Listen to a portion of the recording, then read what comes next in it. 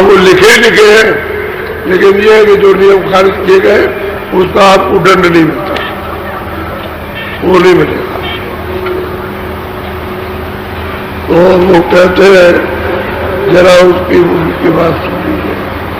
अभी तो आप सोचते थे भाई बाबा जी अपनी तरफ से डरते रहते, अभी तक तो लोग ये कहते थे, जब हमको सुनाए तो कहे देखो अब डरने लगे, शुरू कर दिया, अब शुरू कर दिया अपनी तरफ, तो मैं भैया अपनी तरफ से क्या करूं, जो है वो तो कहना ही पड़ेगा।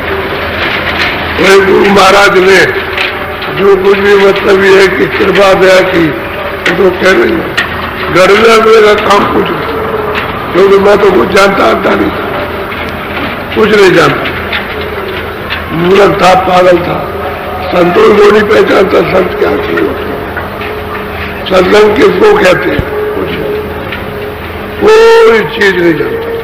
मैं भी कहता हूँ अगर कृपा न हो जाती उनकी दया तो रत्ती भर भी नहीं समझता, अब उनकी दया कृपा हो गई वैसे। तो अब ये है कि करना तो कुछ नहीं है, जो गुरु की चीज है वो तो कहना है, उतना ही कहना, ज्यादा नहीं। वहां तो ज्यादा है, लेकिन जितना सीमा बांध के रखी उससे कम ही कहना, ज्यादा ज्यादा करने का काम कुछ नहीं। तो जरा उनकी बात को सुन लीजिए, क्योंकि आप लोगों को तो किसी को मालूम नहीं है, हक्के बक्के रह जाओगे, पूरी बात सुन लो तो आदत रह जाए और यही कहोगे हमने तो ये कभी सुना ही नहीं। तो आप सुनोगे क्या जब वो खुद ही कहते हैं कि हरित भूम संकुल समझ पड़े नहीं फल, बरसात में नीचे से अंकुर निकल जाते हैं घास से और धीरे धीरे बरसात में घास बढ़ जाती है, तो जो रास्ते होते हैं पगडंडी के बंद हो जाते हैं। अब नया आदमी कोई आए तो रास्ता दिखाई नहीं देता, क्योंकि उसमें आदमी तो चलते नहीं है तो रास्ता बंद हो जाता है, पगडंडी रास्ते। तो उसी रामायण में लिखते हैं कि लोग तुम्हारे सदग्रह क्यों सदग्रह कि हरित भूमि तो संकुल है, समझ पाए नहीं पाए, जिम पाखंड विवाद से ऐसा पाखंड विवाद फैला कि लोग तुम्हारे तो भागवत तो है ही और गीता भी, उसके बाद में चारों वेदों तो लुप्त हुए, तो वो कौन से जो सदग्रंथ लुप्त हो गए, कोई बात तो जरूर है। वही तो गीता है, भागवत है, 18 पुराण है, 7 और चारों भी, ये तो है ही, ये तो लुप्त नहीं हुए। लेकिन वो क्यों लिखा रामायण में कि वो लुप्त कर दिया सदग्रंथ, जिसमें सच्चा रास्ता मालिक के पाने का वो लुप्त कर दिया, लोग कर दिया। अब वो लोगों की आंखों के सामने नहीं है। बोलो, सुनिए ध्यान से। कहे तुलसी सोने गोपाल गुसाई, शब्द वेद सब साथ बताई। तो कहते हैं कि गोपाल गुसाई जितने भी महात्मा पीछे आए, आगे तो आए और तो आएंगे ही, लेकिन मेरे जितने भी पीछे आए ये साख आपको बताते चले आए कि भाई सूरत शब्दी को पकड़ के घर में जाएगी, दूसरा जाने का कोई आधार नहीं। अगर स्वर्ग भी जाना है तो स्वर्ग में भी शब्द पकड़ के जाती है, वो भी वैसे नहीं जा सकती, चलो ऐसे ही चले जाए, वहां का भी शब्द है, वो शब्द पकड़ेगी तभी आगे चलेगी, नहीं जाने से ऊपर जाएगी तो शब्द को पकड़ के जाएगी। तो सभी जितने भी महात्मा सब शब्द की साथ यदि प्रमाण बताते हैं और उसी से वो गए, शब्द ही से नाम से ही ले जाते। इसलिए तो उन्होंने कहा कि नाम की ही जब जानी जोगी, अंतर्घात में बैठ करके जीव से यदि सूरत से नाम को आप लो, यानी उसके साथ में आप जुड़ो तो यही जीवात्मा योग पाती, यानी प्राप्त कर लेती है और सिद्ध हो जाती है, ऊपर चढ़ जाती है, गरुड़ मंडलों में लोगों में चली जाती है नाम की आवाज को पकड़कर, और वो नाम की आवाज सबके पास आ गई। तो तरह तरह के शब्द हैं, इसलिए कहते हैं कि भाई मंदिर है, इसमें घना घोर बाजे बज रहे हैं, 24 घंटे बजते रहते। अब इसमें कुछ प्रेमी ऐसे बैठे हैं कि ना भी साधन करे तो दमादम बज रहे हैं, धड़ाधम बज रहे, दमादम कई तरह के बाजे बज रहे हैं। जैसे हरि कीर्तन हो रहा तो ये तो आपने मुंह से किया और ढोलक और मजीरा बजाया और किया और रख दिया फिर, लेकिन वहां तो हर वक्त कीर्तन होता है, हर वक्त। जब शुरुआत हो जाती है तो ऐसे सुनते रहिए बैठे बैठे, खेती में काम करो, दुकान में करो, दफ्तर में करो, सुनते रहो। वो तो जब चालू हो जाएगा ना, घाट खुल जाएगा, घाट दरवाजा खुलेगा तो हर वक्त होता है, 24 घंटे, कभी बंद नहीं होता। ये तो कहते हुए तो सबका प्रमाण देते हैं, सब साथ बताते चले जाएंगे, नाम से ही सूरत ऊपर जाएगी, दूसरा कोई रास्ता नहीं है। बोलो। असहस बीत गई सारी, खोजत खोजत जन्म सिधारी। कहते हैं भाई सारी उम्र बीत गई और बहुत कुछ खोजा और जन्म भर चला गया, नहीं कुछ मिला। अब खोज तो रहे हो आप, पढ़ने लिखने में, इसमें पूजा में, पाठ में, नहाने में।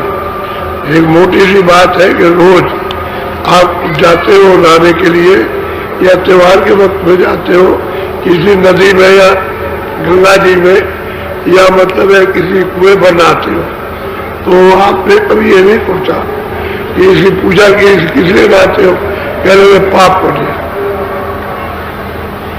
ये कभी नहीं कहा कि मैं शरीर की शुद्धि के लिए नहाते, लेकिन कहते हैं हम तो गए नहाने के लिए पाप कर दिया, तो पाप पानी से कट जाएगा।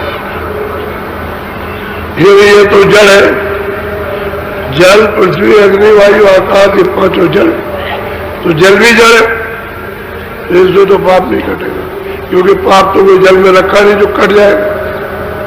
अगर तुम्हारा पाप कट सकता है तो मुसलमान उसमें नहाता, उसका नहीं कटेगा। कोई और भी नहाता, उसमें कटेगा नहीं उसका पाप। फिर उसमें कोई पशु पंछी जैसे गाय भैंस उसमें नहाते तो उनका नहीं कटेगा, उनका भी कट जाना चाहिए। मछली और कछुए मगर तो उसी में रहते हैं, तो उनका तो पहले ही से खत्म हो जाना चाहिए था, उनको तो सबको मुक्ति मिल जाती है, सब पार उतर जाते। तो इतनी बुद्धि तुम्हारे पास नहीं है कि भाई हम कुछ सोच सके, क्योंकि सत्संग तो आपको मिलता नहीं। तो आप जो चाहते हो तो जो मर्जी आपकी वो करते हो, वो भी ऐसे करते हो, अपनी मर्जी इच्छा से करते हो। अब यहां देखो जाकर के कल मुक्तेश्वर में हीर रखे हुए और पानी में स्नान कर रहे और बोतल खोल करके पी रहे हो, कह देखो कितना आनंद आ रहा। गंगा जी दिखा करके वो पीते, थोड़ा बहुत नहीं पीते, बहुत पीते। तो कहने का मतलब जो मर्जी है तो करो, वो तो कोई मर्जी की आपकी बात, लेकिन ये कहो कि पाप कर जाएगा और हम पार हो जाएंगे, वो तो वहां सुपने में भी नहीं है। वो तो पार होने का रास्ता ही दूसरा है, ये वो रास्ता आपको मिल ही रहा, और वो महात्मा जब मिले कमाई वाले तो तुम बोलो। कांज गुरु सोई गए खाई, दोने सोने सोरत द्वार पर। हम वो कहते हैं कि कंज गुरु ने जब हमको ये भेद बताया, लखाया, तो हम दरवाजे पर बैठ करके और फिर हमने इसका अभ्यास किया। गोस्वामी जी महाराज कहते हैं कि वही राजयपुर गांव में बैठ करके अभ्यास किया और हमको धुन सुनाई वाला भी सब हाल बताया। बोलो। तब सन मन की तपन बुझानी, शब्द सूरत मिली से गानी। कहते भाई फिर क्या है भाई, तनमन जो है जब उस शब्द के साथ थोड़ा जुड़ेगी, उसको पकड़ेगी तो ठंडी हो जाएगी, मन भी ठंडा हो जाएगा, फिर ज्यादा प्रीत होने लगती है। अब कंजगुरु से ज्यादा प्रेम पहुंच जाता। मान तो उन्होंने पहले ही लिया था, लेकिन अब यह है कि जब तक उसको अंदर में ठंडक न मिले तो धोखा हो सकता।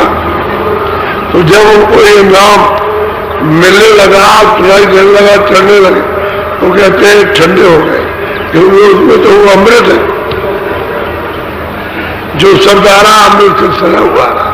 और जब खुल जाएगा तो सूरत है उसमें लग करके जैसे टूटी खोल दीजिए और पानी पीता है आदमी, ऐसे ही उसमें से अमृत चूता है। यहां तो उसको पीती है तो मजबूत हो जाती है, मन भी खूब अच्छी तरह से पक्का हो जाता, पी के चल जाता, ठंडा होता था, उबाल नहीं करता, इंद्रियों की तरफ भागता नहीं है, शरीर भी ठंडा होता है और बुद्धि भी निर्मल हो जाती है, अंतःकरण भी निर्मल होता है। तो कहते हैं कि गुरु कलि गुरु ने हमको ये रास्ता बताया, ये शब्द का नाम था, और फिर उसके बाद जब हमने बैठ के अभ्यास किया तो ये होने लगा। सेंध बूंद जब मिला ठिकाना, शब्द सूरत लखी अगम बखाना। महाराज खुद कहते हैं कि सिंध कंजगुरु हमको मिल गया, उन्होंने पता दिया था सिंध का कि यहाँ से इतनी दूर पर जो है वो सत्यदेव है, वो सिंध है। तो उन्होंने कौन सा रास्ता बताया? शब्द का।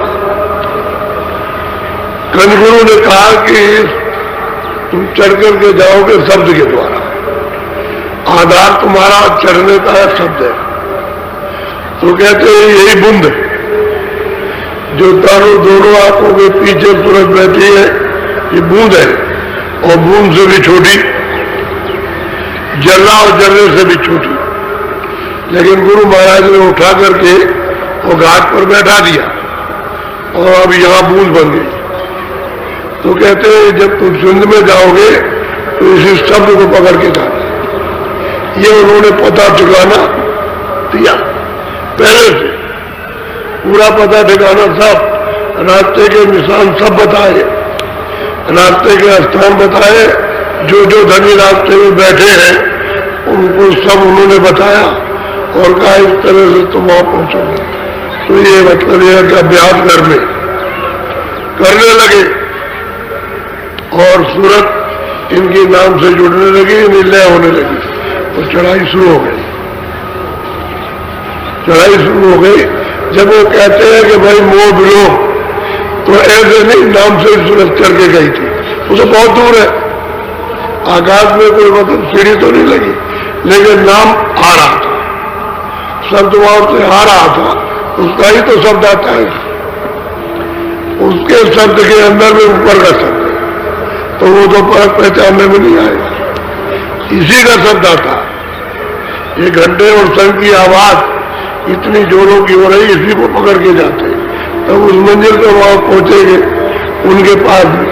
असल में वो है नामी, और नाम उसको कहते हैं कि जहां सूरत तक आ रही हो आवाज, वो शब्द नाम है, और जिसमें से निकल रही हो नाम, तो वो आवाज उनके मुख से निकल रही है। सहजल कमल से निरंजन भगवान के मुख से आवाज निकल रही है, और जो नहीं, जिससे अलग हो गए, अब तो उससे अलग हो गए तो आधार टूट गया। अब कंजगुरु ने कहा इसको पकड़ो, इस नाम को, शब्द को पकड़ो, इस आवाज तो पकड़ा, पकड़ के ऊपर चढ़ो, और कहते हैं कि करने लगा और ऊपर चढ़ने लगा। तो मैं वहां गया तो देखा दर्शन हुआ। जब उनका दर्शन हुआ तो आवाज ऊपर से आ रही, ऊपर वाली, वो आवाज को गमक मची हुई है, अच्छी तरह सुनाई देती है। अब तो सूरत उधर पहुंच करके निर्मल हुई तो ऊपर सुनने लगी आवाज, उसी को पकड़ के उधर जाएंगे। वही बात कहने लगे कि ये वो सिंध है और ये बूंद, सूरत बूंद, कहते हैं कंजगुरु ने जब रास्ता बताया कि सूरत को शब्द के साथ जोड़ करके ले चलो, तो कैसे चढ़ते चढ़ते चढ़ते चढ़ते, और वो कहते हैं कि यही बूंद यानी उस सिंध में जाकर के और सिंध के समान हो गए पहुंच गए। और वो कहते हैं मैंने पाया। अब ये उन्होंने ठोक दिया कि मैंने पढ़ा, मैंने सिंध को पा लिया। अब ये तो साफ कह रहे थे, आपने देख किसने पाया, किसने पाया, किसने पाया। हम कहते हैं मैंने प्राप्त किया। इस बूंद को समुद्र में पहुंचा दिया। बोलो, ये पिए लखन लखा। हम कहते हैं कि पिया को ये में हृदय में कहते हैं कि कंज गुरु ने लखा दिया कि ये पिया को वो सिंध में पहुंचा करके लगाया। देखो ये बैठा हुआ है, ये यहां से तुम गए थे, लगा दिया है तुरंत को यहां बैठाल करके और यहां से वहां ले जा करके बैठा दिया, लगा दिया। अब वो कहते हमको यही से दिखाई देता है, यही से ये उसका हृदय कहते हैं मन बुद्धि चित्त, ये निर्मल सो जन मोह पावे। कोई भी मुझे प्राप्त कर सकता, निर्मल हो गए। अगर निर्मल हो गए, इनका हृदय बिल्कुल एकदम से स्वच्छ साफ दमदम यानी दमकता है रोशनी से। कहते हमने ये